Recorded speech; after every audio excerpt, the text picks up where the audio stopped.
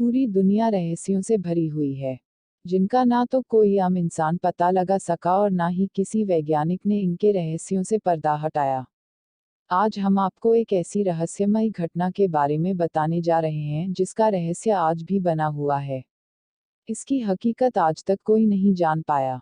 आज हम आपको एक ऐसे विमान की कहानी बताने जा रहे हैं तो उड़ान भरने के बाद आसमान में गायब हो गया था, लेकिन 35 साल बाद अचानक उसी एयरपोर्ट पर लैंड कर गया जहां इसे पहुंचना था। हम बात कर रहे हैं सैंटियागो एयरलाइंस के विमान संख्या 513 के बारे में। दरअसल सैंटियागो एयरलाइंस की फ्लाइट संख्या 513 ने पश्चिमी जर्मनी के आकिन एयरपोर्ट से 4 सितंबर 1954 को उड़ान भरी थी। 88 यात्रियों और 4 क्रू मेंबर्स के साथ उड़ान भरने वाले इस विमान को 18 घंटे बाद ब्राजील के पोर्टो एलेग्रे एयरपोर्ट पर लैंड करना था, लेकिन उड़ान भरने के कुछ घंटों बाद ये विमान आसमान में गायब हो गया। विमान का संपर्क एटीसी यानी एयर ट्रैफिक कंट्रोल से टूट गया। तमाम कोशिशों के बावजूद इस विमान से एटीसी का कोई संपर्क नहीं हो सका।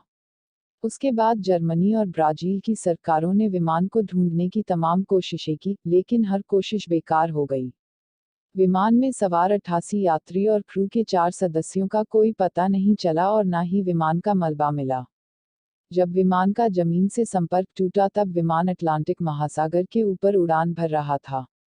बचाव दल और खोजी टीमों में इस विमान के मलबे और यात्रियों को खोजने की काफी कोशिश की, लेकिन कोई फायदा नहीं हुआ। उसके बाद दोनों देशों की सरकारों ने मान लिया कि ये विमान अटलांटिक महासागर में हादसे का शिकार हो गया और विमान के सभी यात्री इसी में समा गए। खोजी और बचाव दल ने अपनी रिपोर्ट पेश कर दी और बताया कि विमान अटलांटिक महासागर में हादसे का शिकार हो गया और विमान में सवार सभी 92 लोगों की मौत हो गई। बहुत समय गुजर गया, साल 2 साल 4 साल, लेकिन विमान को कोई सुराग नहीं मिला। लेकिन एक दिन 12 अक्टूबर 1989 को पोर्टो एलेग्रे एयरपोर्ट के एटीसी यानी एयर ट्रैफिक कंट्रोल के स्क्रीन पर एक अनजान विमान देखा गया। एटीसी ने विमान के पायलट से संपर्क करने की कोशिश की, लेकिन विमान के पायलट की ओर से कोई जवाब नहीं आया। यह विमान तेजी से एयरपोर्ट की ओर बढ़ रहा था। ये सब देखकर एयरपोर्ट के अधिकारियों में हड़कंप मच गया, क्योंकि विमान तेजी से एयरपोर्ट के रनवे की तरफ आने लगा, जबकि विमान के पायलट ने एटीसी से विमान को लैंड करने की इजाजत भी नहीं मांगी थी। एटीसी ने जल्दी से उस रनवे को खाली करा दिया जिसकी ओर यह विमान आ रहा था। थोड़ी देर में विमान ने रनवे पर लैंड कर दिया। यह देखकर एयरपोर्ट के अधिकारी हैरान रह गए कि बिना इजाजत के कोई अनजान विमान एयरपोर्ट पर लैंड कर गया है। उसके बाद एयरपोर्ट के तमाम कर्मचारी विमान के पास पहुंचे तो देखा ये विमान एकदम नया है और विमान का इंजन अभी भी चालू है। एयरपोर्ट के कर्मचारियों की नज़र जैसे ही विमान के ऊपर के हिस्से पर पड़ी जिस पर उस एयरलाइंस का नाम लिखा था, जिस एयरलाइंस का ये विमान था, ये विमान उसी सैंटियागो एयरलाइंस का था जिसका एक विमान 35 साल पहले अटलांटिक महासागर के ऊपर से गायब हो गया था। ये देखकर एयरपोर्ट के अधिकारी घबरा गए, क्योंकि ये एयरलाइंस हादसे के 2 साल बाद यानी साल 1956 में बंद हो गई थी। उसके बाद कुछ कर्मचारियों को विमान के अंदर भेजा गया, लेकिन जैसे ही कर्मचारी विमान के अंदर पहुंचे, अंदर का नज़ारा देखकर उनकी चीख निकल गई।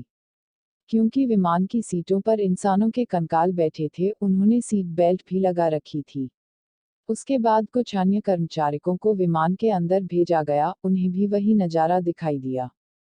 उसके बाद विमान के कॉकपिट का दरवाजा खोला गया, तो सबसे हैरान करने वाला नज़ारा देखने को मिला, क्योंकि विमान के दोनों पायलट भी कंकाल ही थी। एक ने विमान को कंट्रोल करने वाले हैंडल को पकड़ रखा था। पहली बार इस विमान की लैंडिंग की कहानी वीकली वर्ल्ड टैबलॉइड मैगजीन में 14 नवंबर 1989 को छपी थी।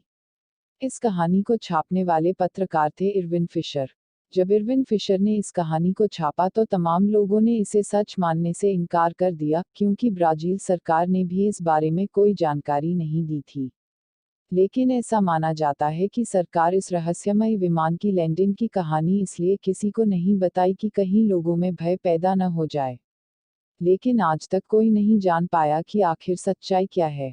उस विमान ने हकीकत में लैंडिंग की थी या इरविन फिशर की वो कहानी खर्जी और ख्याति पाने के लिए थी।